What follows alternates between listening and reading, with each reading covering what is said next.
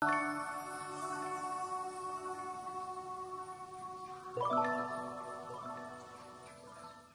week, the hot seat is on the road, and we are headed to Narok County, where we will be speaking to nominated Member of Parliament for People with a Disability, aka nominee 001, David Sankok. Now, this is a story you don't want to miss. Join us.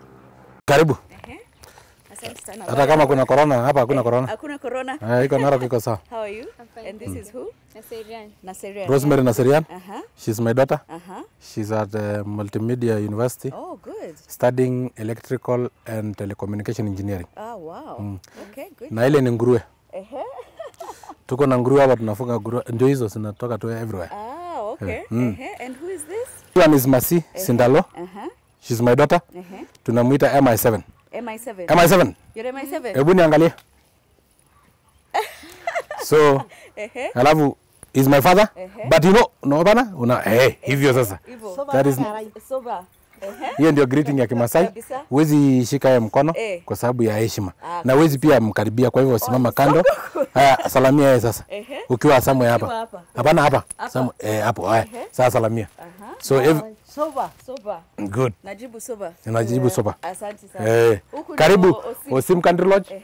Hapa ni pahali ya furaha. If you take it by the name Osim. Osim in Kimasai is a name that means a place of happiness. Well, as promised, we are in Narok County, and we are speaking to nominated Member of Parliament, David Sankok. Thank you so much for joining us on the hot seat. We have seen how beautiful Narok is. Asante sana kutukaribisha. So, as we always say on the hot seat, this is a platform where we allow you to tell your story. So I want to take you back to your childhood. Vile ulianza, ulizaliwa wapi, mlikuwa watoto wangapi? How was it growing up for you? You know, I was born to a peasant farmer by the name Sankok, whom you will meet shortly. Na maisha ilikuwa tu kawaida, ile ya nyumbani, you know, ile ya watoto tu kawaida, you know, I was not disabled, so michezo ya kawaida na ambitions as a young Masai boy. Naturally ambition ilikuwa ni kuwa mkubwa, kuwa circumcised, na kujoin Moranism, na baada ya kujoin Moranism raid communities around, especially the Kikus or Kalenjins, and then I amass wealth in terms of how many cattle. Of course, by amassing more wealth, I'll make my father proud. So those are literally the ambition of a young Masai boy. Yes. So when we were growing up, the chief one day came and said that one child must go to school. So every family must produce at least a child to school, because our literacy level was too high. So chief akakuja akasema lazima mtoe mtoto moja. Babangu akaangalia, unajua nilikuwa a bit naughty, you know. Nikienda kuchunga ng'ombe, naenda kucheza, inapotea, you know. Kondoo saa zingine narusha rungu kujaribu kuangalia kama nimekuwa strong enough, navunja kondoo mguu. So babangu akasema, huyu ndio mtukutu, pelekeni yeye hospitali. Pelekeni shule. So nikapelekwa shule. That is how I joined school. Yani sababu ya utukutu. Yes, lakini sasa nilikuwa shuleni, just passing time. Niongoje wakati ya circumcision. And then after circumcision graduate into a Moran. So sasa nianze kuenda kutafuta ng'ombe. Kwa sababu tunaamini ng'ombe yote ya ulimwengu ni ya Wamasai. So being in Central Province is in the wrong place. So lazima ni correct the mistake, kurudisha nyumbani. Lakini shule ilikuwa hivyo, na enyewe nilichokosa a few boys here and there. Nikagonga kidogo, unajua kawaida. So now at the age of 12, I developed pneumonia, I think at night, no, during the day. So nikaangaliwa 2 days, there is no improvement. There was difficulties in breathing, na pia jasho mingi na joto. So nikapelekwa hospitali. Distance ilikuwa mbali sana, 42 kilometers, so na nikubebwa. So my father na my mother, father alikuwa ananibeba some distance, baba yangu, mama yangu another distance, na rafiki wa baba yangu mwenye alikuwa ametua company. Kufika kwa hospitali kasemekana ni pneumonia. Daktari alikuwa amelala kwa sababu tulifika saa 6 ya usiku. Akaamushwa mara ya kwanza, mara ya pili, mara ya 5, kufikia mara ya 6 ndiye akaamuka. Baada ya kunidunga nikapona pneumonia. Lakini kurudi nyumbani siwezi tembea. So hapo ndio ulemavu iliingia. Sasa baada ya kuambiwa wewe ni mlemavu, shida kwanza enye niliona itakuwa kubwa ni kwenda back to school. Because now as a person with disability, wale vijana nilikuwa nimewachokoza. Sio kuwachokoza, kuwachapa. It will be pay back time. So kwenda huko ikakuwa ni shida. Mara hata wanatoroka na crutches. Wakitoroka na crutches yangu najua I can only crawl. So when you are crawling you cannot fight. So watanichapa mzuri. Kuna wakati mwingine alichukua crutches, tukua preps, akasema atanirudishia baadaye. Sasa baada akaenda kulala. So niko kwa darasa. Jamaa sijui nafikiri alilala uzingizi limuweza. By the way alikuwa na intention ya kunirudishia. So the whole night nilikuwa ndani ya darasa. Mosquito, makojo ni project through the window. Hakuna kazi nyingine. Sasa wakati nilipigwa ngele ya uji, ndio alikumbuka kuna crutches yangu. Ndio aliniletea mimi nilienda tu kukunywa uji. So there was some little challenges here and there. Eventually I also developed some resistance to their attacks. Nikaanza kutumia crutches as weapons of mass destruction. Na nikaanza pia kuwaweza, nikaanza kudevelop good friendships so that we can also combine our effort to fight off enemies. So we survive in school.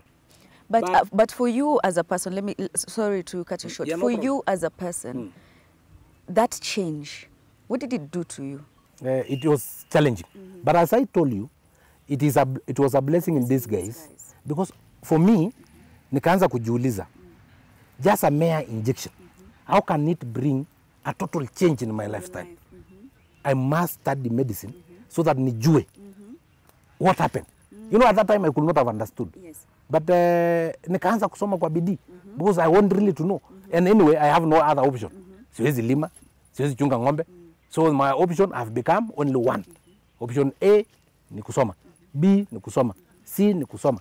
So I had no other option. Sasa nikaanza kusoma. By the way, there is nothing like somebody is genius na somebody ni mjinga. Ati watoto waamue tu kusoma. Because I was number 72 out of 72. Kuanza kusoma, nikaanza kuwa serious. Nikakuja all the way to number 15. And then number 8. And then number 3. And then number 1. From number 1 up to university level. What? I've been leading throughout. Yes, I scored straight A's. Nikaenda University of Nairobi. Nikasomea medicine. Na sasa I can tell you without fear of contradiction that daktari hakufanya makosa, ilikuwa tu negligence kidogo kwa sababu human heart error na alidunga the wrong nerve. Yes, normally huwa tukidunga una divide in your mind the buttock into 4. So you inject on the upper outer quarter kwa sababu ndio hakuna nerves. Lakini nafikiri yeye alidunga the inner lower quarter ambao sciatic nerve iko na ndio ili paralyze my leg. So wacha kusema no, unanionea huruma kwani ukisema no, hii mguu yako ni mzuri na ni mrefu na ni maridadi. Imesha kupatia mshahara. Hii yangu iko crooked na ndio imenipeleka bunge. My friend, mimi ndio najua maana ya mguu. Wewe hujui hiyo maana. Your legs only take you from the sitting room to the toilet. Hii yangu imenipeleka from here to parliament. So hii ndio muhimu. So in fact huyo daktari is a great friend of mine now. Really? He's retired, he's in Naivasha. Now whenever I'm going to Nakuru or I'm going to Naivasha, lazima nipitie tukae chini kidogo, tuchome nyama, tukule, tukiongea venye alichange maisha yangu from being a moran, a thug, a thief, a rustler into being a member of parliament, a doctor, na hiyo vitu zote ni Mungu alimtumia.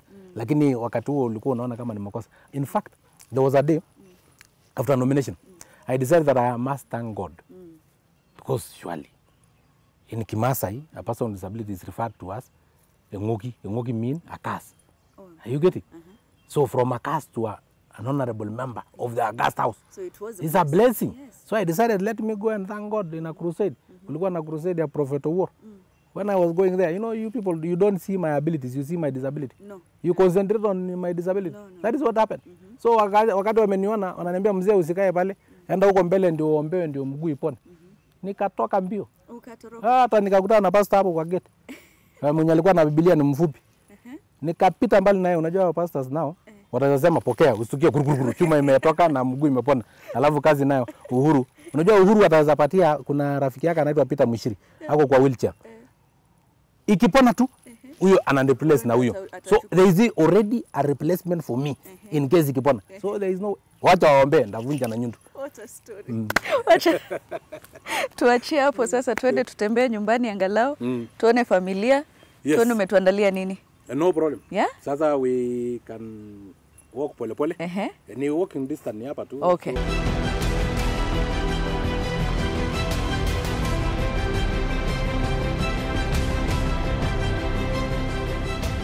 So, thank you. Na karibu sana. Asante. Baadaye msikuwe na haraka. Kila kitu kwa hapa. Hata mkitaka mbuzi tunaleta tu tunachinja hapa. Huwa mbuzi tunachinja chini ya ile miti. Okay. Mzee ndio huwa anatengeneza ile herbal soup.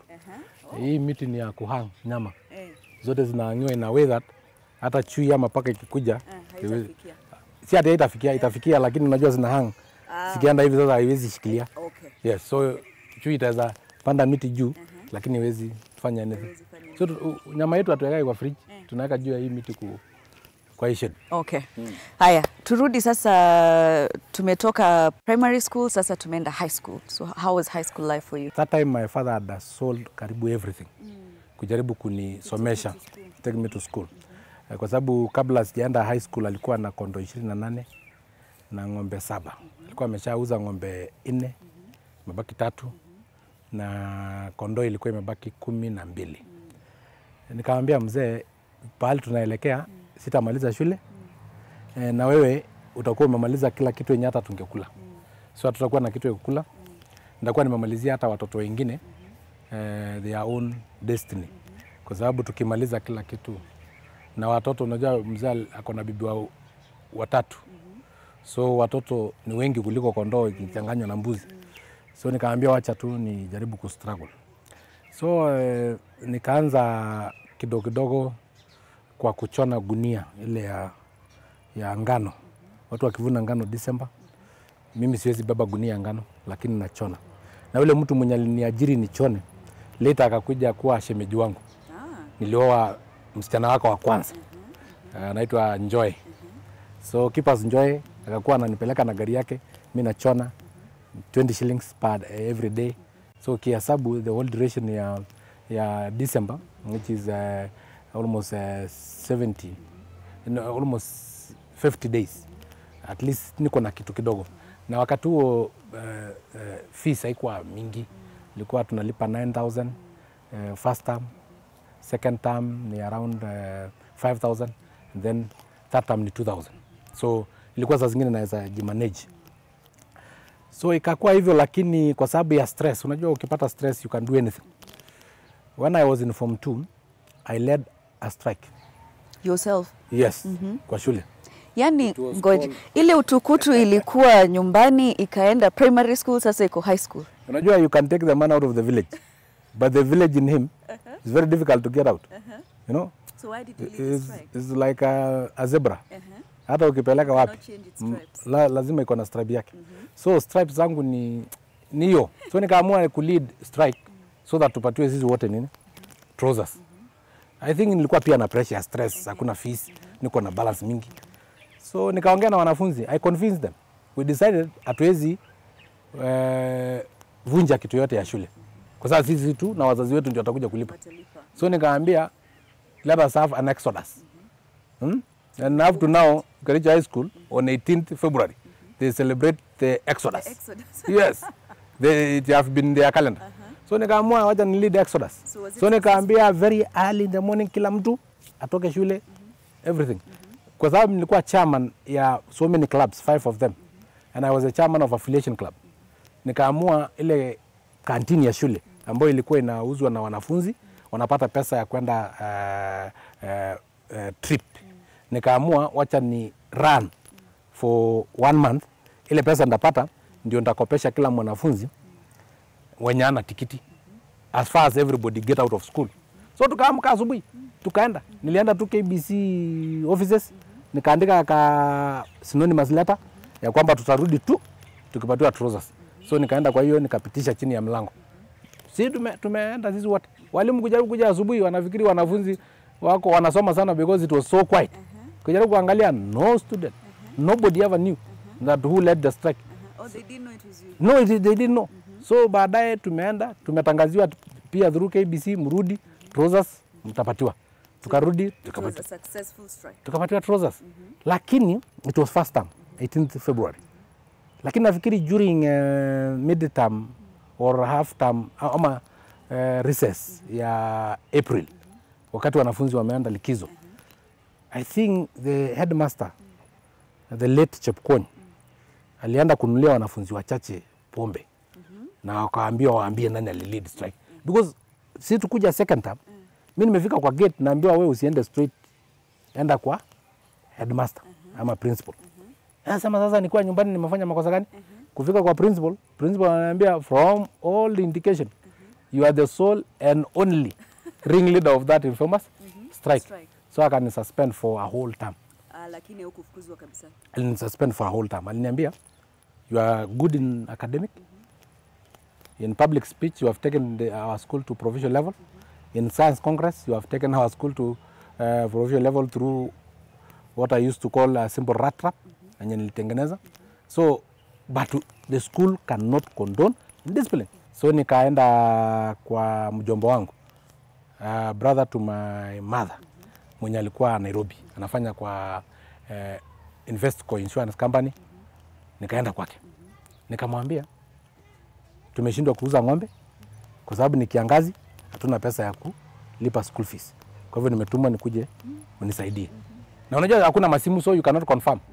So akaniambia ni pesa ngapi? 6,000.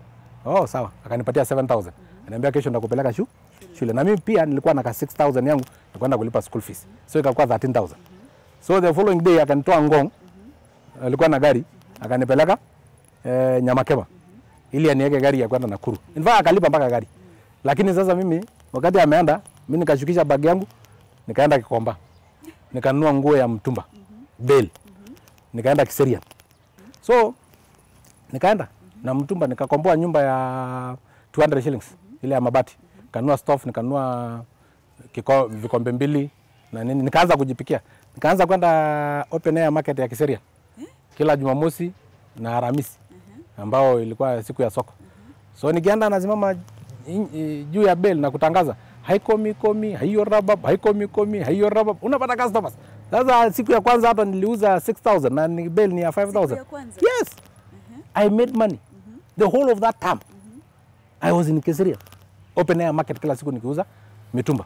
By the time haikujulikana na shule nayo hakuna, barua yenye nilipatiwa iko kwa mfuko. By the time shule inafungwa, mimi nikaenda River Road, nikatangaza report form. I was always number 1 anyway. Nikaweka kwa posta kwa sababu alikuwa anatumana. Nikaweka tu stamp kawaida. Nikaweka kwa posta, katuma nyumbani, address 330 Narok. So inafika huko. So mimi nikaenda nyumbani. Kwenda nyumbani baba yangu akaniambia, "Hey, na umekonda? Ni nini mbaya?" Nikamwambia ni masomo ndio imekuwa ngumu. Lakini ni ile jua ya Kiserian, unajua ile jua ya Kiserian ilikuwa tough kidogo. And by that time I had 90,000 Kenya shillings. Yeah. Pure money I have made in 3 months. So wakati nilirudi shule, nilikuwa sasa na pesa ya kujilipia. Lakini sasa ikakuwa tricky kuenda shule kwa sababu nikienda na mzee itakuwa ni tabu. Na mimi niko na barua. So wakati nilifika Kericho town, wakati shule sasa ilifunguliwa that time, ilibidi niende kwa Shushaina mwenye ni mweupe nafanana na mimi kidogo, nikamcoach kidogo, nikamwambia ndakumlipa 2,000 ili aende ajifanye baba yangu. Na nilibeba rungu, aenda ajifanye, nikamwambia venye ataongea kama Maasai na asema sijampatia barua, aanze kupigana. So kwenda huko akaambiwa unajua mtoto alifukuzwa, akasema mimi hapa najua. Nikaambiwa hujampatia barua, nikaambia principal, niliogopa kumpatia huyu mzee barua. Sasa nikatoa barua. Akamuexplainia kwamba ni lead strike. Akajifanya sasa niliuza ng'ombe yangu. Na unajua sasa ni venye nimemcoach. Akajaribu kunigonga, nikaingia chini ya meza, akagonga meza, akashikwa, akaambiwa wacha kuchapa na rungu ndio hii kiboko. Sasa shida wakati alipatiwa kiboko. Hii mtu alikula muri tena. Mimi nilimwambia anichape sio polepole sana ndio isijulikane, lakini si pia asinimalize. Lakini sasa jamaa bwana alimalizia nguvu yake yote hapa. Alinita mpaka wakati tulitoka nilimwambia sitakulipa. Akaniambia ndaenda kukustaki. Hiyo tu nilimlipa nao. Nilikaribu nikataa kumlipa huyo. So maisha hata hivyo Na nikaendelea sasa, I had money na I had to kalipa school fees vizuri na baadaye nikamaliza. Luckily enough I led in Kericho district at that time. I was also number 6 in Rift Valley. Pia ilikuwa mzuri in biology. I had 98%. So I had led. So mzuri nikajoin University of Nairobi. Siasa pia huko Nairobi University unajua sasa hakuna pesa. So ile pesa kidogo nilikuwa nayo zikaanza kuisha. Ile help yenye nilikuwa napatiwa kidogo pesa zikaanza kuisha. So nikaamua sasa lazima nikuwe ndani ya university, but I have also to earn because lazima nijilipie school fees. That is when I went to student politics because a student president was being paid 9,000 per month. And there is a lot of allowances because you will sit in the Senate and council meetings, university council meetings. So nikaamua, nikaingia siasa. So no, presidency. Sasa hapo nikaona hapa ni kujipanga. Wamasai ni wachache university. And there is also this tribalism in the university, political patronage, you know. I don't have a political patron or godfather. I only have God the Father. So nikaamua sasa hapa ni kujipanga. Nikatafuta vijana wangu 20. Nikaambia my greatest challenger is a Luo by the name Juma Rawlings. Another challenger is a Kikuyu by the name Ignatius Kamau. Sasa nyinyi tufanye hivi. Muende kwa hao watu wawili. Mufanye hao wajikaange kama venye nguruwe anajikaanga na mafuta yake mwenyewe. This is how you will tell them. Mwambie Ignatius Kamau, already you have the votes of all the Kikuyus. Rawlings ako na kura ya Wajaluo, the two big tribes. Sasa kura yenye unatafuta ni small tribe. Sasa uenda upromise wanafunzi ya kwamba if there is somebody from these small tribes, hata mimi I can step down ndio tumpatie kiti. Lakini kwa sababu saizi hakuna small tribes, mnipatie kura, lakini next time nita support somebody from a tribe. So hao wenyewe wana create a mental picture of Sankok. Yes, without them knowing. The other issue was the issue of professional. Because at the end of the day, university was continuously led by people from main campus, Bachelor of Arts, and probably from law school and Kikuyu campus. Juma Rawlings was from Bachelor of Anthropology, and the other one was from Kikuyu campus, which is Bachelor of Education. So akaambiwa muende kwa architectures, those who are studying architecture, engineers, waambie next time isikuwe tu peke yake ni Bachelor of Arts ama Education ndio wana lead university. Lazima tutafute somebody from probably medicine, from engineering, from architecture. So wao wanafikiri wanadanganya wanafunzi. They are creating a mental picture of Sankok. And it worked and you won. So when I came, I only did the campaign for 7 days. And those that I had given wafuate huyu 10 of them wanafuata Juma Rawlings, 10 of them wanafuata Ignatius Kamau. So wakati ambao mimi nimecontest hao wenyewe ndio walikuwa namwambia sisi tuliwadanganya ya kwamba tukipata somebody from other professional courses, if we get somebody from the small tribe, they will step down. Mbona wasasa wasi step down? Kwani wanafunzi of the University of Nairobi are the cream of this nation na wanadanganya? Kwani hao ni watoto? So they started now defecting to my camp. But they were not defecting, they were already mine before. But you know, wanafunzi wanaona sasa kama wana defect. So I won with a landslide. I became the son of president. So this is where now we're coming from, you're doing medicine, you're making your transition into politics. Is this how your political life now started? Sasa maisha, of course, ilianza zamani. Lakini sasa, it was being sharpened now. Now the problem is that a few months into my leadership, there was introduction of parallel degree program, commercialization of education. And you know, from the poor background, and I've told you, yes, now they commercialize education. You know, parallel degree program is just simply commercialization of education. If you have an A and you are poor, you don't have money, that become a C because that is the course you will study. If you get an C and you have money, you add some few coins, you can study medicine because you can afford. Medicine becomes 600,000 per year. Who can afford from a poor family? Those people who eat mashisha for lunch. When you wanatembea mguu tupu kwenda shule. Mwenye amesomea chini ya miti kwa sababu huko kwao hata hakuna darasa. Unaona? Wao wata afford namna gani? Still, wale wenye wanaweza afford, they access the best secondary schools. They also access electricity. They access the best laboratories. Na bado wamepata C, lakini kwa sababu wako na pesa. So huyu ni mjinga kwanza. Na kwa sababu wako na C na wako na pesa, anaenda kustudy medicine. I told the university, you know, in 10 years, we'll have building collapsing under the hands of parallel degree program engineers. We will have a lot of medical negligence. Watu wakizao makazi ndani ya umbu ya mama, under the hands of surgeons who went through parallel degree program. So I was totally against. Wakajaribu, unajua, that time Moi was the chancellor of all universities, the president. So wakajaribu kunionga, may his soul rest in peace. Wakajaribu kupatiwa gari. Nikaona, I'll be in the wrong side of history. Because surely, kama mimi mwenyewe ni struggle, ndio nikuwe university. Can I really cut the bridge so that no other poor person can access the university? It's not possible. Now, wale watoto kwa sababu ni wajinga wa matajiri, ilibidi sasa waanze kudivide degree courses into subject. Subject became degree courses. Unasikia siku hizi ati mtu anaenda kusomea Bachelor of Criminology. Sasa, if you are not a policeman and you are not a judge, you are not a lawyer, criminology ama criminals unaenda kujua kwa nini? Are you graduating as a criminal or who? So is this something that now you started feeling like such issues would probably lead you into parliament? So, no. Those days I did not have ambition of parliament. You didn't have ambition at that time? No. Where did the ambition come from? So I was suspended. From the university. Again. Walishindwa kunionga, wakashindwa nini, wakaamua. In fact, they tried 3 times to assassinate me. When you will be going back, pitia Suswa. Uliza pahali nyumba ya Sankok ilichomwa. Kwa sababu nilikuwa na kaduka, open kaduka. Nilikuwa nauza vitu na ile ya kunoa visu. Hiyo mashini ya kunoa visu ilichomewa hapo. Suswa enda ulize, kwa sababu bado haijajengwa. Ilikuwa nyumba inaitwa Koisamu. Walijaribu kuniassassinate, walichoma saa 7 ya usiku. Nilitoka bila nguo, wamama ndio walikuwa wananifalisha maleso. Na watu kunichangia mpaka mwingine akanipatia trouser, na yeye ni mnono. Hii trouser iko inanishika, na unajua ukiomba trouser jaki, huwezi omba ile nyingine ya ndani. Sasa unavaa tu ikiwa hivyo. Mwingine akanipatia t-shirt ilikuwa kama tumbo cut, kwa sababu ilikuwa inaitwa karaoke na ni kadogo. Hiyo karaoke ilikuwa kijana kidogo. Sasa hiyo t-shirt ilikuwa kama tumbo cut.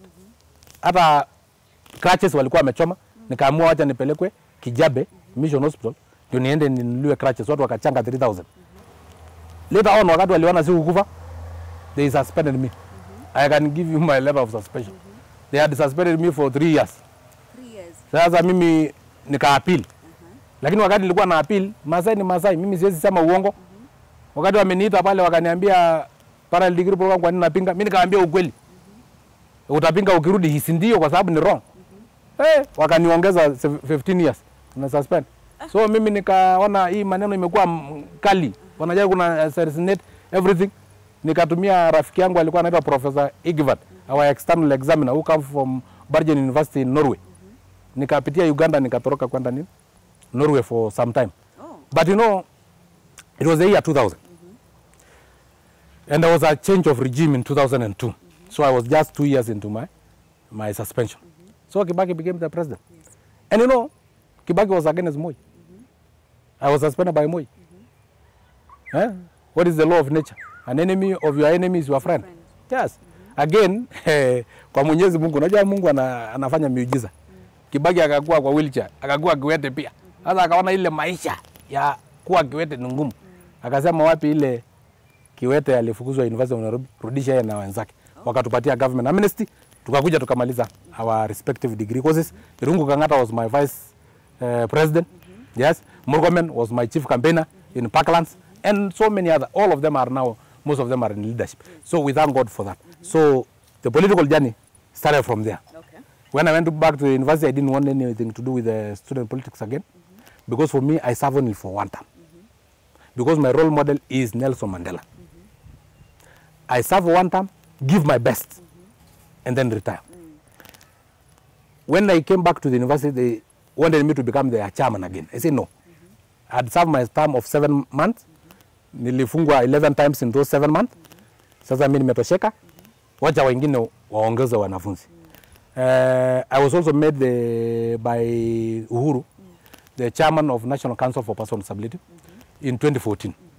I also served for only one term of 3 years. And then I retired voluntarily at the age of 38. Nikaambia, tafuteni kiwete ingine, aongoze wengine. Mimi nimefanya Kenya naweza fanya in that particular term. I'm now in parliament. And I will only serve for one term. Mark my word. Next, after my 5 years, I will retire voluntarily.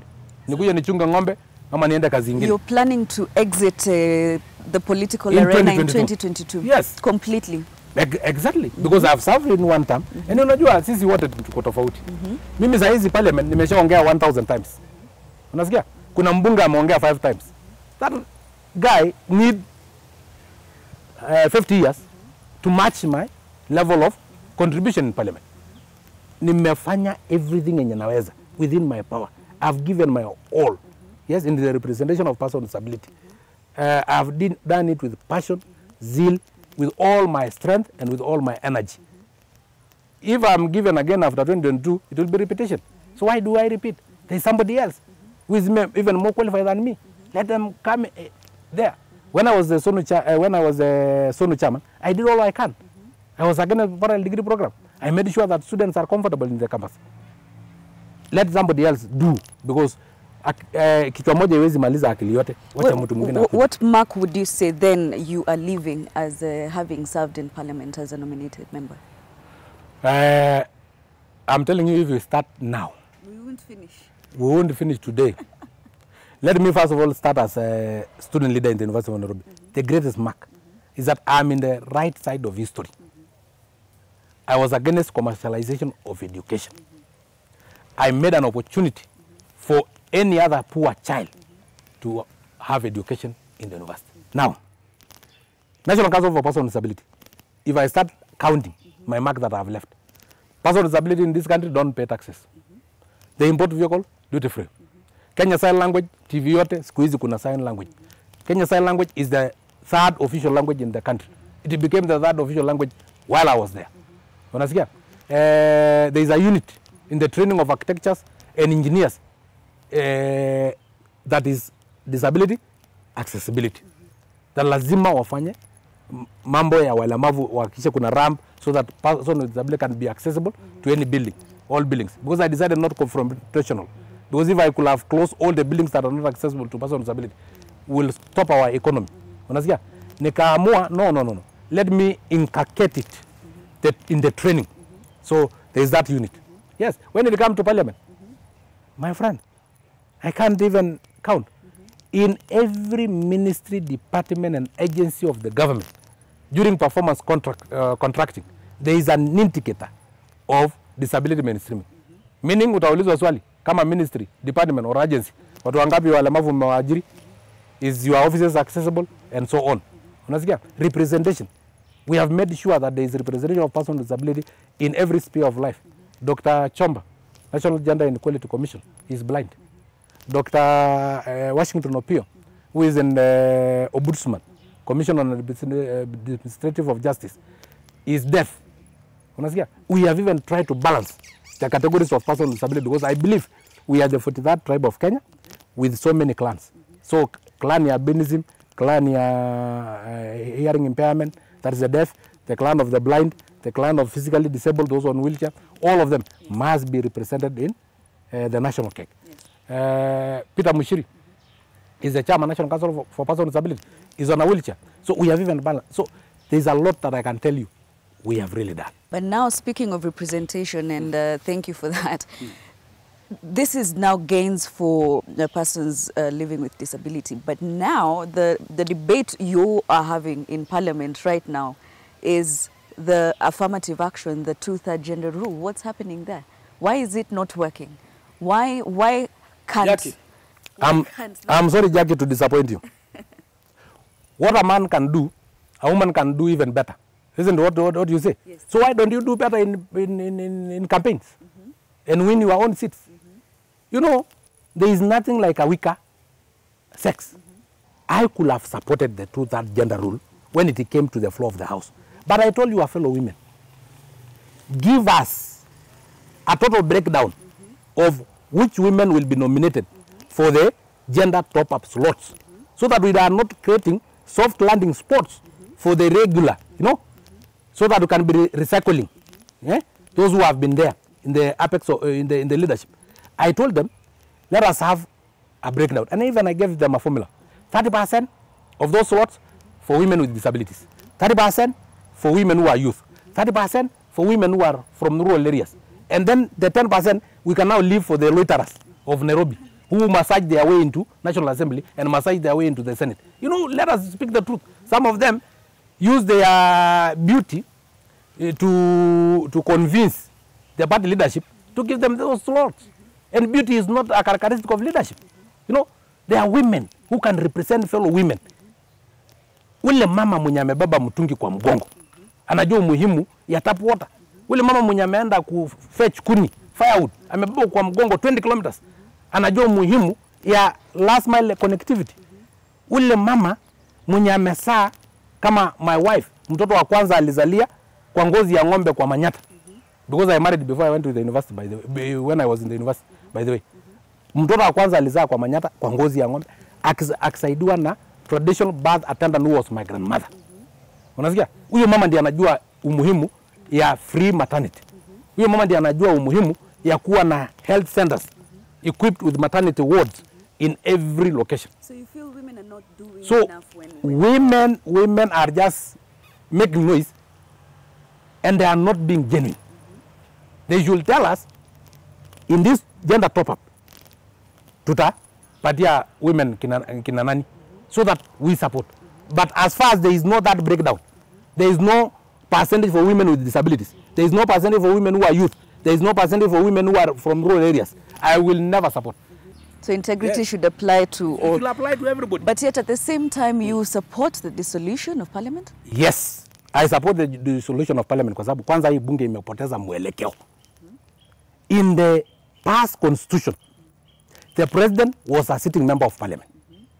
Ndiye atetee serikali na alete miradi ya serikali. The opposition leader was a sitting member of parliament. Ndiye akosoe serikali na atetee raia. Unasikia? In this arrangement of the presidential system, majority leader ndiye ana represent president kutetea serikali na kuleta miradi ya serikali. Minority leader ndiye anatakiwa kutetea raia na kurepresent opposition leader na kukosoa serikali. Sasa Kimunya anamunya kwa na kutetea serikali. Hii ingine inaitwa bandi, siku hizi minority leader anatetea serikali. Nani anatetea raia? Sasa raia tumewawacha kwa mataa. Hakuna mtu anatetea raia. So hii bunge imepoteza mwelekeo. Ikuwe dissolve kabisa. Turudi kwa raia. Mtu aenda aombe kura. Yes, mimi niende niwekelee mguu yangu yenye imevunjika kwa table, nikipatiwa nomination well and good, nisipopatiwa naenda kuchunga ng'ombe. Lakini we have so much we are dealing with. Kuna COVID, kuna watu hawana pesa. We really are going to spend money on elections, on by-elections now. Is that feasible? Ulitumia pesa kwa huduma namba bwana na hujauliza. Umetumia pesa kwa hii kitu inaitwa rege sijui BBI nini mnatumia pesa mingi kuzunguka all over the BBI ililetwa was it in ililetwa wapi BBI ilikuwa release Bomas of Kenya. Yes, BBI ililetwa Bomas of Kenya. We had consensus. Sisi wote tulikubaliana nayo. Ikarudishwa tena kwa wananchi. Kwenda kukole which views zilipatiana, ikatumiwa pesa, ikaletwa, sisi wote tukasema tuna support. Ikarudishwa tena kwenda kukua doctor, engineer ama whatever wenye wanafanyia.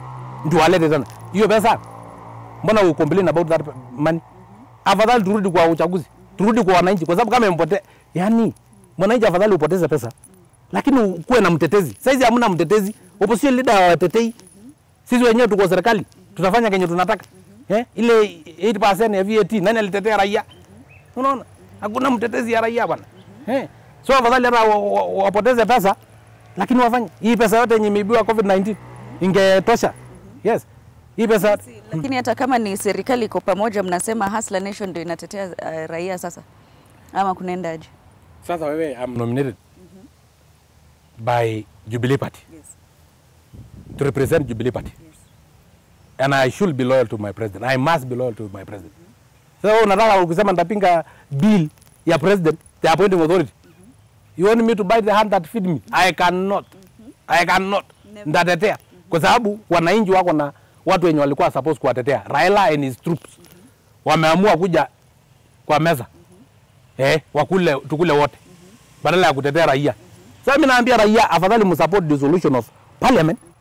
Ndio muende uchaguzi, ndio kama hii tangatanga ndio itaenda opposition. Iko officially opposition wapate kutetea raia. Lakini sasa hizi raia hawana watetezi. Yes, I support the dissolution of parliament.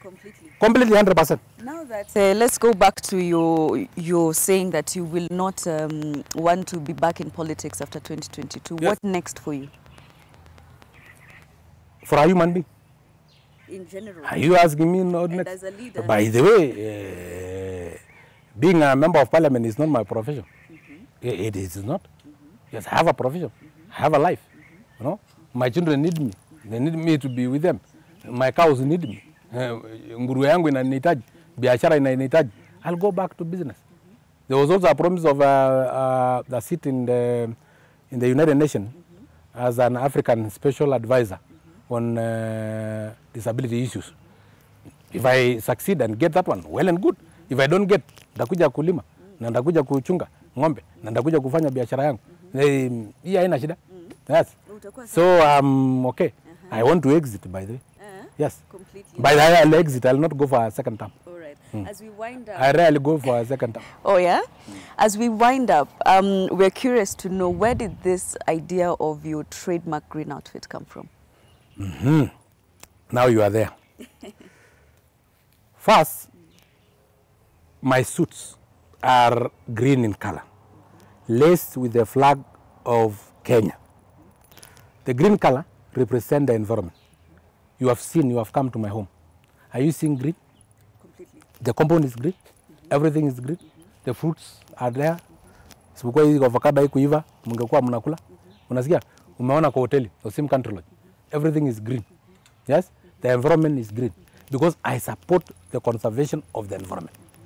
We must conserve our environment for our own survival and the survival of our future generation. Jackie, you will be totally selfish. Umekuja kwangu umekalia kiti ambayo imetengenezwa na mbao. Umekula nyama choma mzuri ambayo imechomwa na kuni. Yes? Alafu wewe utake mtoto wako aenjoy vitu kama hizo. Kwa kupanda miti ndio yeye pia apate kiti yenye itatengenezwa na miti. Ili apate nyama choma yenye itachomwa na makaa ama itachomwa na kuni. You will be selfish. So for me, I'm a real estate developer. There's a lot of construction every now and then. Na natumia mbao. Lakini nasema na mtoto wangu je, na future generation je. Kwa hivyo, as I use the mbao, as I consume the mbaos, I also make sure that there is something, there is trees for the same production of mbaos. That is for the green color. For the color of the flag of this nation, is because I did not apply to be born a Kenyan. Fate and destiny brought me together with 50 other million Kenyans so that we can live together and love our country and love our nation. So I'm a patriot. We appreciate that you have invited us to your lovely home. We've seen some of your lovely children. How is family life for you and fatherhood in general? Family life is good. Yes. I enjoy life with my children. I'm quite sure they don't see me different. Yes, they see me as their father. Sijaipata mwenye ako in discipline. Yes, unajua mimi mambo ya discipline I don't negotiate. Yes, na wachapa wakifanya makosa, because the Bible says spoil the road, spare the child, ama inatamanga na maneno. So I'm very strict on that. Kama ni makosa mimi sikuchapi, lakini nachapa makosa. Na lazima nitumie kiboko. Yes, so sijaiona mwenye anasema pana ama nini. Yes, hata wanajua tu ukifanya makosa, hata kama sijakuona nakuja unasema dadi nilifanya makosa. Kwa hivyo ni hii makosa, nasikizana ni viboko 3, basi unainama na kupatia yako 3, unaenda. Kama ni 5, Kama kiongozi sasa, hii maneno yote ya Hustler Nation, mara sijui wale wana support rais, wale wana support na Hustler. Yes. You know, Kenya really iko na shortage of fools. But does not mean it is completely out of people who are idiots. There are people who are really fools. Who think a hustler is necessarily poor.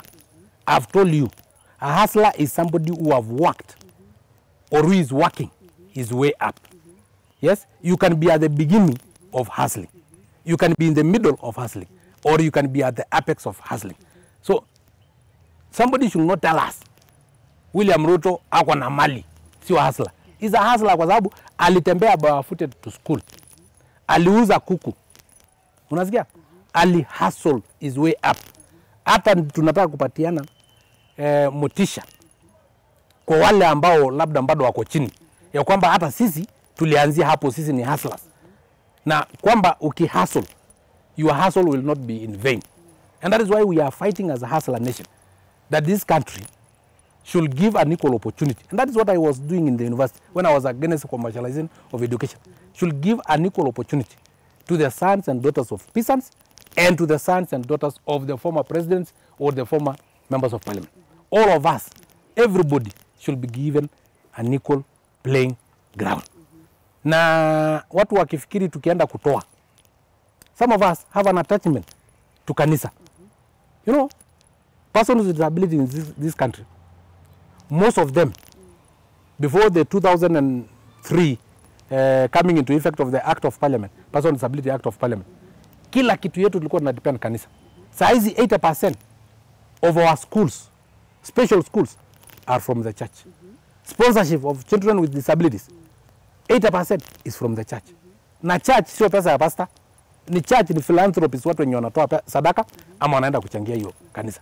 So for us, ukiniambia usi donate, yes, kama wewe ulipelekwa shule na gari, you don't know the meaning of a wheelbarrow, you don't know the meaning of pikipiki. Some of us really have an attachment. So we are hustlers, and we will remain hustlers forever. My child will not be a hustler, but I don't want my child to have an advantage because of me being a member of parliament. So the hustler is strong. Nataka washindane na mtoto wa my household on equal basis. Yes. Sio hao ndio walitafuta mali, mimi ndio nilitafuta mali. So hustler nation imeshikilia. Hustler nation tumeshikilia. Na hatubanduki na hatuna wasiwasi.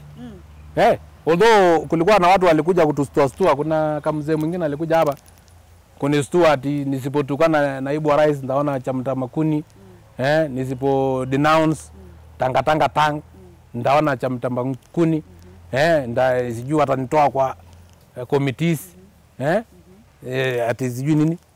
They ended up even trying to bribe me 5 million. Ukienda Capitol Hill uosho dhambi. Dhambi yangu iosho na binadamu. Kwani mimi nimekuwa mwandawazimu bwana? Kwani where are we going as a nation? Ati dhambi siku hizi iko pali ya kuosha ya binadamu anaosha. Binadamu mwenye hata mimi I believe, although we are not supposed to judge anybody, lakini yeye ako na dhambi mingi kuniliko kulingana na historia yake. Sasa mimi mpaka wakaresort into threatening my life. So that is why in the recent month nilinyamaza kidogo. I was writing a will. Nikaandika mzazi wako hapa na watoto wako hapa, nikaambia hivi ndio mtagawa mali. Because I'm now going out and tell them I'm ready and willing to pay the ultimate price. Right, so Mheshimiwa, with this divide in siasa right now, what is the stand of the Ma community, as it were? In your view, politics, Ma people have always supported Jubilee. They did support Raila in 2007. Na tukapotea kabisa. We started supporting Jubilee in 2013 na 2017 because we know our leaders. They are men of integrity, watu wawili, na tunajua pahali wanataka kupeleka hii nchi. Tumepata manufaa hii barabara ya lami ya kwenda mpaka Sigenani, hatujaipata. Wewe ulimepitia, umeona venye iko mzuri. Tanari iko hapa 30 ya 750 million yenye iliwekwa hapa ya kutengeneza street lights. Ng'ombe tunauza mpaka usiku hapa sasa. Wasongoro, hiyo soka ya Wasongoro umeona iko kubwa, walianza kuuza jana usiku, 24-hour economy, free maternity na vitu zingine, SGR and so many other things. So we supported the Jubilee administration. We still support the Jubilee administration, and you can see in our leadership here in Narok, women rep Jubilee, governor Jubilee, 4 MPs out of 6 are Jubilee, the same in Kajiado. So we are deeply and strongly in Jubilee. And we know Jubilee had an agenda of Uhuru leading 10 years, and Ruto another 10 years. And we'll go by that because our president have never advised us otherwise. The last time I heard about him, he will be the chief campaigner of Ruto in 2022. We are waiting for him atimize, kwa sababu yeye tunajua ni mtu mcha Mungu, sio mtu wa kudanganyana. Atakuja kutimiza, tutakuwa na yeye. I will be deputy chief campaigner of Ruto. And that is it. So watu wengine wenye kuna maneno mingi ya kujaribu mambo ya kukarabati vitu na uchawi na uganga, hiyo haiwezi fanyika. Kwa sababu sisi tunaamini Mwenyezi Mungu. Tunaomba Mwenyezi Mungu. Na everything will be in place. Na tunaombea Mwenyezi Mungu azidi kuwalinda na azidi kuwabariki, and it is on that note that we really have to end the hot seat. Thank you so much for your time. Yani hapa tukikaa tuwezi toka sasa. Tunaweza kaa tuongee mpaka next week. But thank you so much Mheshimiwa for joining us on the hot seat. We wish you all the best with your family. Muendelee kukaa namna hiyo. Okay. Strong. So utaongea na Yes. Sasa huyu ndio babangu. Huyu ndio mzee. Na hapa tunasalamia na nini hapa? Baba soba. Soba. Soba na garai. Nimejua. Nimejua sana. Mimi naitwa Jackie. Oh. Sasa nilikuwa nataka kujua unaona aje kuhusu huyu kijana yako, vile ameenda shule, ni mlemavu, sasa ni mbunge. Ni kijana na kuwa mtu. Kwa maana naona samani hapana kuwa mtu. Alikuwa mtukutu. Sasa ndio huyu. Sasa napata mali. Umefurahi sana. Kabisa. Sasa nasema ndio huyu mheshimiwa ila atu. Na mimi naambia nyinyi samani na nyinyi naona hapana kuwa mtu kama sasa. Sasa mimi nasema hii inaitwa ile mtu. Mimi naambia asante sana Ruto. Ruto. Uhuru. Kwa maana ndio na yaka huko. Dad is saying he's very proud of you. Yeah. Are you proud of Dad? I'm very proud. How does it feel to be the daughter of a Mhesh? It feels really good. And he's very wise, and he makes us like we are very disciplined, because that's, you know, he's strict, but not the bad strict, the sensible strict, the one that he tells you that you did this because of this, and it's not good to do this because eventually a bad thing will happen or something like that. Now you're doing electrical engineering. Why didn't you consider following your dad's path in politics? I'm very passionate about things to do with electricity, and then the telecommunications part to do with coding and all that. Yeah. Hey, as wise as your father. Who's more strict, Dad or Mom? Dad, obviously. Really? Yes. Do you see your dad as being any different because he's a person with disability, or he's just a normal dad? Okay, except the fact that you people come and tell me and make me aware, I don't usually see. Like from the time I was young, I always knew that my dad is like a superhero or something. Like if dad doesn't fix it, it's not fixable or something like that. Like the way I was in primary school, I don't remember all those things. He used to be like when there's visiting day, parents' day, he shows up really early and all that. And he's just perfect in being a parent. He's perfect. Yes. I love that. Yeah. Thank you so much for talking to us. Thank you. All right. Thank you so much for joining us. We hope to see you again next Sunday, and God bless.